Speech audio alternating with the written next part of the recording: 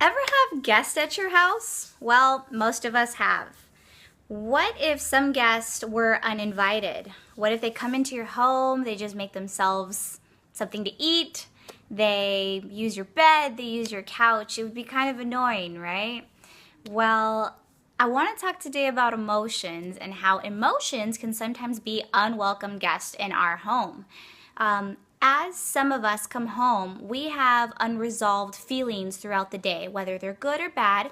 For some people, it's happiness, it's joy, it's pleasure of how the day has, evolved or whatnot.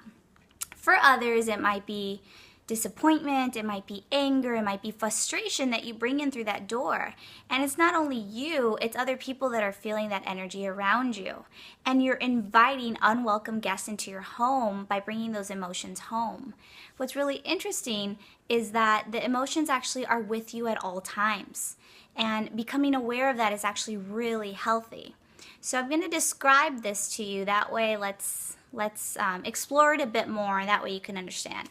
So if I were to give you the question and to say, if you had a table, right, and you could choose the 4 people closest to you, 4 people that you love and feel closest to, you could choose those people and put them next to you, right? And you'd figuratively see them, you'd eat with them, you'd enjoy their company. Well, what if they were also your 4 primary emotions? What if next to you sat anger? Anger at maybe your father, your cousin, your mom about such and such throughout the years, right? It builds up. What if it was towards your boss for, passing you up for that promotion? It also could be resentment. Resentment is an unwelcome guest in most of our homes. We're not aware of it, and that's what makes it pretty interesting. Resentment is that sneaky guest that just comes into our table, sits right next to us and says, "Hey, I'm here." Resentment comes along with not expressing how we feel to others, of holding back and holding it inside.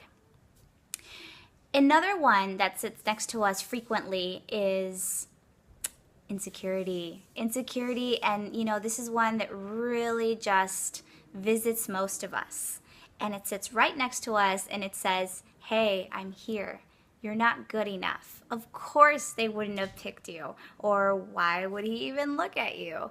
It's something that sticks with us. So it's really important for us to see, who do we want sitting at our table? Do we want anger and resentment sitting there, or do we want to make room for joy and happiness?